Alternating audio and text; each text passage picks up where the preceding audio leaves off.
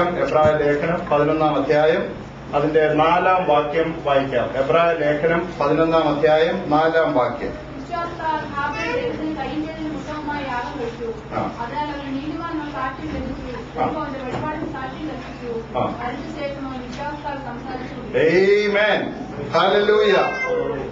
മരിച്ച ശേഷവും അവൻ വിശ്വാസത്താൽ സംസാരിച്ചുകൊണ്ടിരിക്കുന്നു. ആമേൻ. എങ്ങനെ അവൻ മരിച്ച ശേഷം വിശ്വാസത്താൽ സംസാരിക്കുന്നു?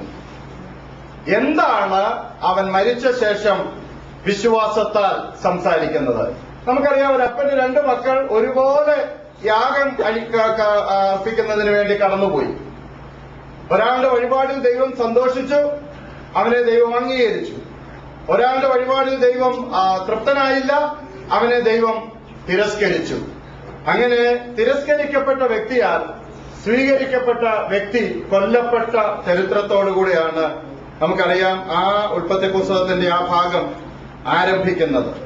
എന്നാൽ ഇവിടെ തിരുവെഴുത്ത് പറയുന്നു, എബ്രായ ലേഖനം 11-ാം അധ്യായത്തിൽ പൗലോസാണ് എബ്രായ ലേഖനത്തിന്റെ എഴുത്തുകാരൻ എന്നാണ് പൊതുവെ വിശ്വസിക്കപ്പെടുന്നത്.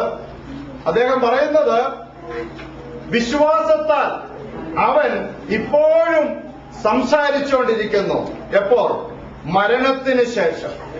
4 കാര്യങ്ങൾ പ്രധാനമായി ഹാബേൽ ഇന്നും നമ്മോട് സംസാരിച്ചുകൊണ്ടിരിക്കുകയാണ്. ഒന്നാമത്തെ കാര്യം ഇതാണ്: പാപത്തിന്റെ സ്വാധീനത ഒരു സത്യമാണ് എന്ന് ഹാബേൽ നമ്മോട് വിളിച്ചു പറഞ്ഞുകൊണ്ടിരിക്കുകയാണ്. പാപം, കയ്യനോട് ദൈവം പറയുമ്പോൾ, പാപം വാതിക്കൽ കിടക്കുന്നു, അതിന്റെ ആഗ്രഹം നിന്നോടാകുന്നു, നീയോ അതിനെ കീഴടക്കേണ്ടതാകുന്നു. അപ്പോ ഹാബേൽ ഉത്തമമായ യാഗം കഴിച്ച്, ദൈവത്തിന് പ്രസാദമുള്ള യാഗം കഴിച്ച് ദൈവത്താൽ അനുഗ്രഹിക്കപ്പെട്ടവനായി തീർന്നു. അവന്റെ ജീവൻ അവൻ അതിന് മറുപടിയായി കൊടുക്കേണ്ടി വന്നുവെങ്കിലും അവൻ ഇന്നും മാനവജാതിയോട് നൂറ്റാണ്ടുകളായി വാക്കും ഭാഷണവും കൂടാതെ ഹാബേൽ സംസാരിച്ചുകൊണ്ടിരിക്കുന്നു. എന്തിനെക്കുറിച്ച്? പാപത്തിന്റെ സ്വാധീനതയെക്കുറിച്ച്. അപ്പൊ ഹാബേൽ നമ്മോട് സംസാരിക്കുന്നു എന്ന് പറഞ്ഞാൽ നമ്മൾ മനസ്സിലാക്കേണ്ട ഒരു കാര്യം, പാപം, ഇതേ പാപം ഹാബേലിന്റെ സഹോദരൻ കയീൻ അസൂയയ്ക്ക് വിധേയപ്പെട്ട്, പാപത്തിന് വിധേയപ്പെട്ട് തന്റെ സഹോദരനെ കൊല്ലുവാനിടയായ അതേ യാഥാർത്ഥ്യം, അതേ ആർജവത്തോടുകൂടെ ഇന്നും നിലനിൽക്കുന്നു എന്നുള്ള കാര്യമാണ് ഹാബേലിന്റെ രക്തം നമ്മോട് വിളിച്ചു പറഞ്ഞുകൊണ്ടിരിക്കുന്നത്. ഒരു ചെറുപ്പക്കാരൻ ഒരു രാജ്യത്തിന് കുറുകെ ഓടുവാൻ തീരുമാനിച്ചു.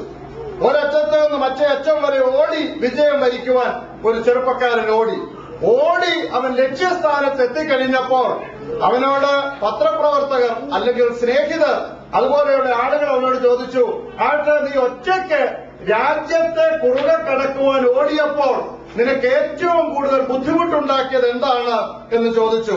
വനാന്തരത്തിൽ കൂടെ നീ ഓടിയതാണോ നിനക്ക് ബുദ്ധിമുട്ടുണ്ടാക്കിയത്? അവൻ പറഞ്ഞു, അല്ല. മരുഭൂമിയിൽ കൂടെ നീ ഓടിയതാണോ നിനക്ക് ബുദ്ധിമുട്ടുണ്ടാക്കിയത്? അല്ല. മലകൾ കയറി അതിന് പുറകെ ഓടുന്നതാണോ നിനക്ക് ബുദ്ധിമുട്ടുണ്ടാക്കിയത്? അല്ല. രാത്രികാലങ്ങളായിരുന്നോ നിനക്ക് ബുദ്ധിമുട്ടുണ്ടാക്കിയത്? അല്ല. അവൻ പറഞ്ഞത് കേൾക്കണമോ? എനിക്ക് ഏറ്റവും കൂടുതൽ ബുദ്ധിമുട്ടുണ്ടാക്കിയത് എന്റെ ഷൂവിന്റെ അകത്ത് കയറിയ ചെറിയ ചില മണൽ തരികളാണ്.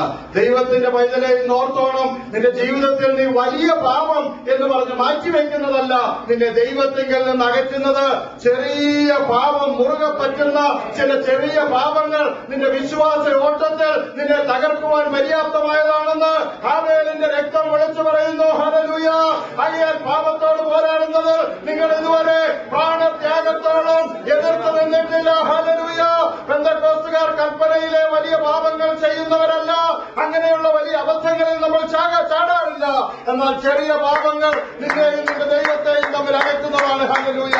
നിന്റെ വിശ്വാസ ഓട്ടത്തിൽ നിന്നെ തളർത്തിക്കളയുവാൻ കഴിയുന്ന ആ ചെറിയ പാപത്തിൽ നിന്ന് നീ മോചിതനാകുന്നില്ലെങ്കിൽ കയ്യിനോട് വിളിച്ചു പറഞ്ഞ കാര്യം എന്ത് പകൽക്കാലവും ദൈവം വിളിച്ചു പറയുന്നു. പാപം വാതിക്കൽ കിടക്കുന്നു, അതിന്റെ അഭിലാഷം നിന്നോടാകുന്നു, നീയോ അതിനെ ജയിക്കേണ്ടതാകുന്നു. ഹല്ലേലൂയ. എന്താ ഹാബേലിന്റെ രക്തം വിളിച്ചു പറയുന്നത്? പാപം ഒരു യാഥാർത്ഥ്യമാണെന്ന് വാക്കും ഭാഷണവും കൂടാതെ ഹാബേലിന്റെ രക്തം നമ്മോട് വിളിച്ചു പറഞ്ഞുകൊണ്ടിരിക്കുകയാണ്. രണ്ടാമത്, ഹാബേലിന്റെ രക്തം വിളിച്ചു പറയുന്ന മരണത്തിന് ശേഷവും ഹാബേൽ സംസാരിക്കുന്ന രണ്ടാമത്തെ കാര്യം ഇതാണ്: ജീവിതത്തിന്റെ ക്ഷണികത. ഓരോ നിമിഷവും ഹാബേൽ നമ്മോട് വിളിച്ചു പറഞ്ഞുകൊണ്ടിരിക്കുകയാണ്. നോക്കൂ, ലോകപ്രകാരം നമ്മൾ ചിന്തിച്ചാൽ ദൈവത്തിന് ഹിതപ്രകാരമുള്ള, ദൈവത്തിന് സ്വീകാര്യമായ ഒരു യാഗം കഴിച്ച ഹാബേൽ സമാധാനത്തോടെ വീട്ടിൽ പോവുകയാണ് വേണ്ടത്. എന്നാൽ അവന് വീട്ടിൽ ചെന്നെത്തുവാൻ കഴിയാതെ അവൻ ലോകത്തോട് യാത്ര പറയുവാൻ ഇടയായെങ്കിൽ, ഇന്ന് പകൽക്കാലം എന്നെ കേൾക്കുന്ന ദൈവമക്കൾ ഓർത്തോണം, ഏറിയാൽ 70 വർഷം, അതിന്റെ മേളിലോട്ട് പോയാൽ 80 വർഷം, അതിന്റെ അപ്പുറത്ത് ദുഃഖവും പ്രയാസവുമാണ്. ക്ഷണികമായ ഒരു ലോകത്തിലാണ് നമ്മൾ ജീവിക്കുന്നത് എന്നുള്ള കാര്യം ഒരിക്കലും മറന്നുപോകുവാൻ ഇടയാകരുത്. ഹല്ലേലൂയ. ഓരോ ദിവസവും ഓരോ രക്ഷിക്കപ്പെട്ട ദൈവവചനം വിളിച്ചു പറയണം: ഇന്നലേക്കാൾ ഇന്ന് ഞാൻ എന്റെ പ്രിയന്റെ നാടിനോട് അടുത്തിരിക്കുന്നു. ഹല്ലേലൂയ. ഇന്നലേക്കാൾ ഞാൻ എന്റെ പ്രത്യാശയുടെ തീരത്തോട് അടുത്തിരിക്കുന്നു. ഹല്ലേലൂയ.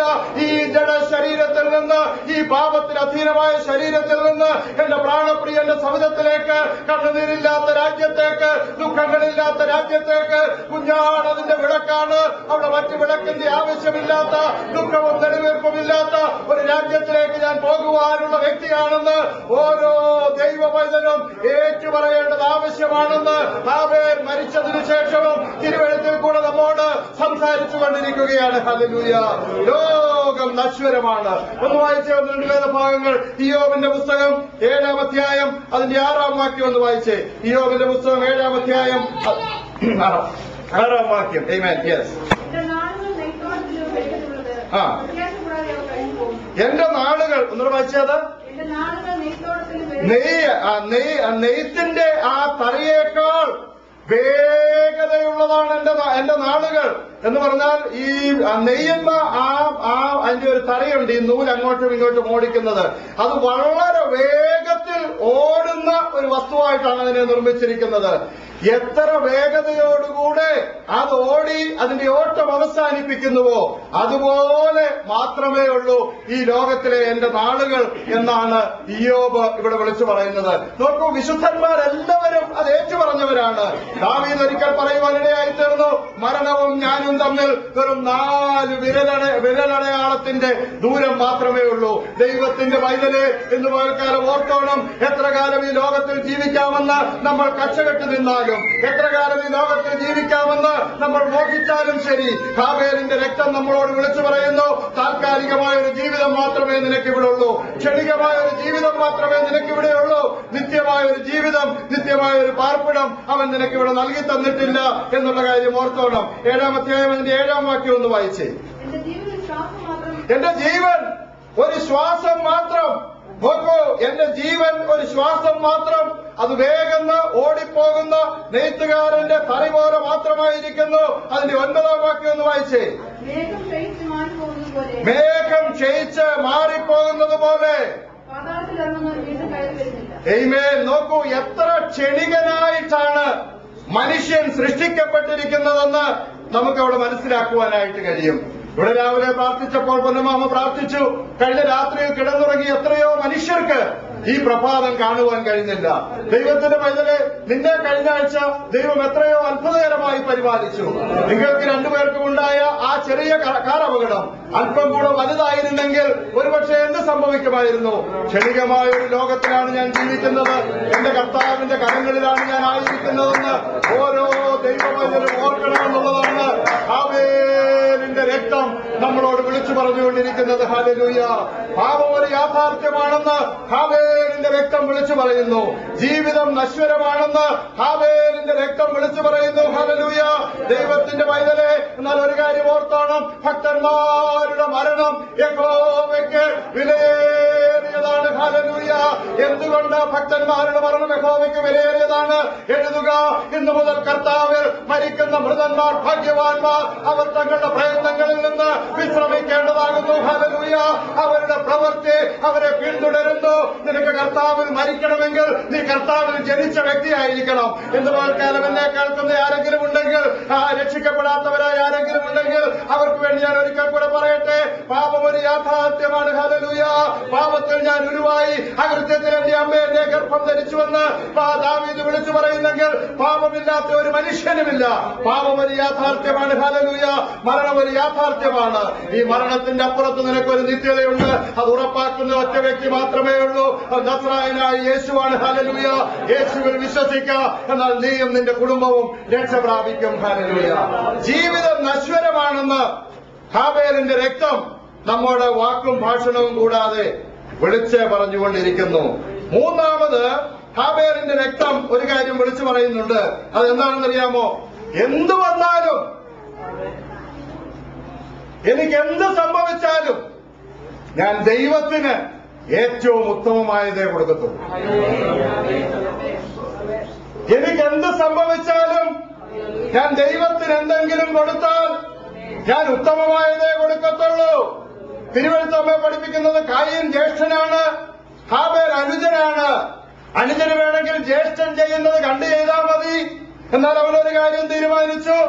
എന്റെ അപ്പൻ, എന്റെ അമ്മ ഏദൻ തോട്ടത്തിൽ പാപം ചെയ്ത് തേജസ് നഷ്ടപ്പെട്ടവരായി തീർന്നപ്പോൾ അവരെ യഥാസ്ഥാനപ്പെടുത്തുന്നതിന് വേണ്ടി സർവശക്തനായ ദൈവം സ്വർഗം ജായിച്ചിറങ്ങി വന്ന് അവർക്ക് വേണ്ടി ഒരു ആട്ടിൻകുട്ടിയെ അർപ്പിച്ചെങ്കിൽ രക്തം ചൊരിഞ്ഞിട്ടല്ലാതെ വിമോചനമില്ല. ആകയാൽ ഞാനൊരു യാഗം എന്റെ ദൈവത്തിന് അർപ്പിക്കുന്നുവെങ്കിൽ എന്റെ ഏറ്റവും നല്ല വേദത്തിൽ നിന്ന് എന്റെ കർത്താവ് കാണിച്ച മാതൃക അനുസരിച്ച് ഞാൻ ആരാധിക്കുവാൻ ആഗ്രഹിക്കുന്നു. അതുകൊണ്ട് ഞാൻ ദൈവത്തിന് എന്തെങ്കിലും അർപ്പിച്ചാൽ ഏറ്റവും നല്ലതേ അർപ്പിക്കൂ. നീ ആരാധനയ്ക്ക് വന്നാൽ നീ സമയത്തിന് വരുന്നവരായിരിക്കണം. നീ ആരാധനയ്ക്ക് വന്നാൽ നീ ഉറച്ച സ്തോത്രം പറയുന്നവരായിരിക്കണം. നീ ആരാധനയ്ക്ക് വന്നാൽ ആരാധനയ്ക്ക് സമയം എടുക്കുന്നവരായിരിക്കണം. നീ ദൈവത്തിന് വേണ്ടി എന്ത് ചെയ്യുന്നുവോ അത് നീ പൂർണ്ണ മനസ്സോടെ പൂർണ്ണ ആത്മാവോടെ ചെയ്യുന്നവരാകുവാനാണ് ദൈവം നമ്മെ കുറിച്ച് ആഗ്രഹിക്കുന്നത്. ഹാബേൽ മരിച്ചെങ്കിലും അവന്റെ രക്തം നമ്മളോട് വിളിച്ചു പറയുന്നു, ഞാൻ ദൈവത്തിന് ഏറ്റവും ഉത്തമമായത് മാത്രമേ അർപ്പിക്കുകയുള്ളൂ. ഹല്ലേലൂയ. ഇന്ന് വാക്കാലം നിന്റെ ആരാധന ദൈവത്തിന് സ്വീകാര്യമാകണമെങ്കിൽ, ഇന്ന് വാക്കാലം നീ ഇവിടെ ചെലവഴിച്ച സമയം ദൈവത്തിന് സ്വീകാര്യമാകണമെങ്കിൽ, നിന്റെ ആരാധന സ്വർഗത്തിലെത്തണമെങ്കിൽ നീ ഇപ്പോൾ ആരാധിക്കുന്ന ആരാധന കൊണ്ട് സാധ്യമല്ല. എനിക്കെന്ത് സംഭവിക്കുന്നു എന്നുള്ളതല്ല, എനിക്കെന്ത് പറ്റുന്നു എന്നുള്ളതല്ല. ഇതാ വിശ്വാസത്താൽ ഹാബേൽ കായീനിലും ഉത്തമമായ യാഗം കഴിച്ചുവെങ്കിൽ എന്ന് പോയക്കാലം ദൈവത്തിന്റെ പൈതലേ, സഹോദരന്മാരെ, ഞാൻ ദൈവത്തിന്റെ മനസ്സിനെ ഓർപ്പിച്ച് നിങ്ങളെ പ്രബോധിപ്പിക്കുന്നത്, നിങ്ങൾ ബുദ്ധിയുള്ള ആരാധനയായി നിങ്ങളുടെ ശരീരങ്ങളെ ജീവനും വിശുദ്ധിയും ദൈവത്തിന് പ്രസാദമുള്ള യാഗമായി സമർപ്പിപ്പേൻ. എന്ന് പോയക്കാലം നീ ഇവിടെ വന്ന സമയം വിലയുള്ളതായി തീരണമെങ്കിൽ നിന്റെ ആരാധന ദൈവം സ്വീകരിക്കുന്ന ആരാധനയായി തീരണം. ദൈവത്തിന് നീ എന്തർപ്പിക്കുന്നുവോ അത് ശ്രേഷ്ഠമായതായില്ലെങ്കിൽ അത് അനുഗ്രഹമല്ല, അതിന് പകരം ശാപമുണ്ടാകുമെന്നാണ് വേദപുസ്തകം വിളിച്ചു പറയുന്നത്. ഹല്ലേലൂയ. ആകാലം പോയക്കാലം നമ്മുടെ ആരാധനയുടെ ഹല്ലേലൂയ, നമ്മുടെ ആരാധനയുടെ ഹല്ലേലൂയ, നമ്മുടെ സ്തുതികളോടെ ഹല്ലേലൂയ, സങ്കീർത്തനങ്ങളാലും സ്തുതികളാലും ആത്മീക ഗീതങ്ങളാലും നമ്മെ പ്രബോധിപ്പിച്ചുകൊണ്ട് ദൈവത്തിന്റെ പൈതലേ, ആരാധന അക്ഷരത്തിന്റെ വഴക്കത്തിലുള്ള ആരാധനയല്ല, ആത്മാവിന്റെ ഉൽക്കത്തിലുള്ള ആരാധനയാണെങ്കിൽ ഹാബേൽ നിന്നോട് വിളിച്ചു പറയുന്നു, മരിച്ചു കഴിഞ്ഞു നിനക്ക് സംസാരിക്കുവാൻ കഴിയും. എങ്ങനെയാണെന്നറിയാമോ? ഈ ആരാധന ദൈവസന്നിധിയിൽ സ്വീകാര്യമുള്ള ആരാധനയായിരിക്കുന്നു.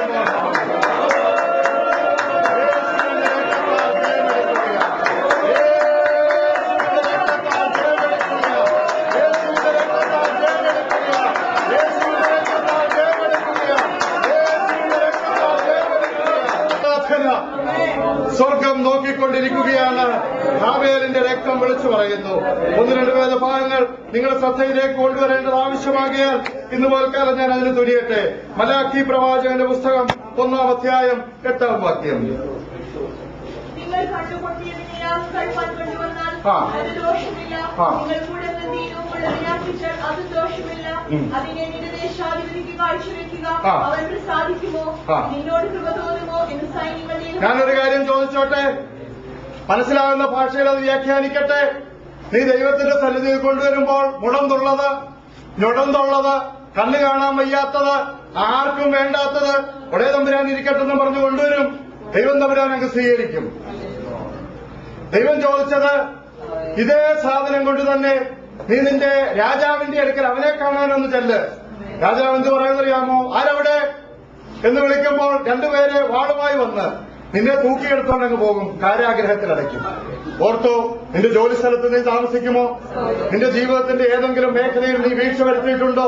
നിന്റെ കുഞ്ഞുങ്ങളുടെ കാര്യത്തിൽ നീ വീഴ്ച വരുത്തിയിട്ടുണ്ടോ? നിന്റെ സ്വകാര്യ കാര്യത്തിൽ നീ വീഴ്ച വരുത്തിയിട്ടുണ്ടോ? നീ ദൈവത്തിന്റെ കാര്യത്തിന് മാത്രമാണ് വീഴ്ച വരുത്തുന്നതെങ്കിൽ എന്ന് പോൽക്കാലം എന്നെ കേൾക്കുന്ന ദൈവവചനെ ഓർത്തോണം. ആരാധനയ്ക്ക് വരുമ്പോൾ നിനക്ക് സമയത്തിന് വരാൻ വയ്യ, കൂട്ടത്തിന് വരുമ്പോൾ നിനക്ക് സമയത്തിന് വരാൻ വയ്യ. എന്നാൽ നിന്റെ ജോലി സ്ഥലത്ത് നീ ഒന്ന് താമസിച്ചല്ല. ഞാൻ ചോദിക്കുന്ന കാര്യമല്ല, ഞാൻ ആ വാക്യത്തെ കണ്ടക്ച്വലൈസ് ചെയ്തതാണ്. നിന്റെ ജോലി സ്ഥലത്ത് നീ താമസിച്ച് നിന്റെ കരം നീ കൊടുക്കാതിരിക്കെ, നീ ഒരു പൗരൻ എന്നുള്ള നിലയിൽ ചെയ്യേണ്ട കാര്യങ്ങൾ ചെയ്യാതിരിക്കെ ഒരിക്കലും നിനക്ക് രക്ഷപ്പെടുവാൻ കഴിയത്തില്ലെങ്കിൽ സർവശക്തനായ ദൈവത്തെ പരാജയപ്പെടുത്താമെന്ന് ഒറ്റ വ്യക്തി പോലും വിചാരിക്കരുത്. ഹല്ലേലൂയ. ദൈവത്തിന്റെ പൈതലെ, നീ ദൈവത്തിന് എന്തർപ്പിക്കുന്നുവോ അത് നിന്റെ ജീവിതത്തിലെ ശ്രേഷ്ഠമായതായിരിക്കണമെന്നാണ് വേദപുസ്തകം നിന്നോട് വിളിച്ചു പറയുന്നത്. ഹല്ലേലൂയ. അതേ പുസ്തകം തന്നെ 14 വാക്യം ഒന്ന് വായിച്ച്, 1:14. എന്നാൽ തന്റെ ആട്ടിൻകൂട്ടത്തിൽ ഒരു ആൺ ഉണ്ടായിരിക്കെ കർത്താവിനെ നേർന്നിട്ട് ഊനമുള്ള ഒരു തളിയാകും കഴിക്കുന്ന മനുഷ്യൻ ശപിക്കപ്പെട്ടവൻ. നോക്കൂ, നിന്റെ ആട്ടിൻകൂട്ടത്തിൽ നിനക്ക് ദൈവത്തിന് സമർപ്പിക്കാൻ കൊള്ളാവുന്ന നല്ല ഒരാട്ടിൻകുട്ടി ഉണ്ടായിരിക്കെ നീ അതിനെ അങ്ങ് ഒതുക്കി. എന്നിട്ട് ആർക്കും വേണ്ടാത്തൊരു സാധനത്തെ നീ ദൈവാലയത്തിലേക്ക് കൊണ്ടുവന്നാൽ നിന്നെ ദൈവം എങ്ങനെ കാണുന്നു വേദപുസ്തകം പറയുന്നത്? ഞാൻ പറയുന്ന കാര്യമല്ലിത്. ഞാൻ ഒരു വാക്കെങ്കിലും ഈ സഭയിൽ പറയുന്നെങ്കിൽ ഞാൻ ദൈവത്തോട് ആരാധന ചോദിച്ചു മാത്രം പറയുന്ന വ്യക്തിയാണ്. ഞാൻ ഒരു വാക്ക് ഈ സഭയിൽ പറയുന്നെങ്കിൽ അതെന്റെ സഭയിലെ ജനങ്ങൾ അനുഗ്രഹിക്കപ്പെടണം എന്നുള്ള ആഗ്രഹത്തിൽ ഞാൻ പറയുകയാണ്. നീ ദൈവത്തിന് വേണ്ടി അർപ്പിക്കുന്നത് നിന്റെ ജീവിതത്തിലെ ശ്രേഷ്ഠമായതായിരിക്കണം. ഇന്ന് രാത്രി പറഞ്ഞു കാര്യം ഞാൻ ഒന്നുകൂടെ പറയട്ടെ. ഒരു മനുഷ്യൻ സർവ്വലോകവും നേടുകയും തന്റെ വിലയേറിയ ആത്മാവിനെ നഷ്ടമാക്കുകയും ചെയ്താൽ അവൻ എന്ത് ലാഭമുള്ളൂ, അവൻ എന്ത് പ്രതിഫലമുള്ളൂ? നിന്റെ ആത്മാവിന് വേണ്ടി മറുവിലയായി കൊടുക്കുവാൻ നിന്റെ കരങ്ങളിൽ എന്താണുള്ളത്? ഹല്ലേലൂയ. ദൈവത്തിന് വേണ്ടി എന്ത് കൊടുത്താലും ഏറ്റവും ശ്രേഷ്ഠമായത് കൊടുക്കണം. ഹല്ലേലൂയ.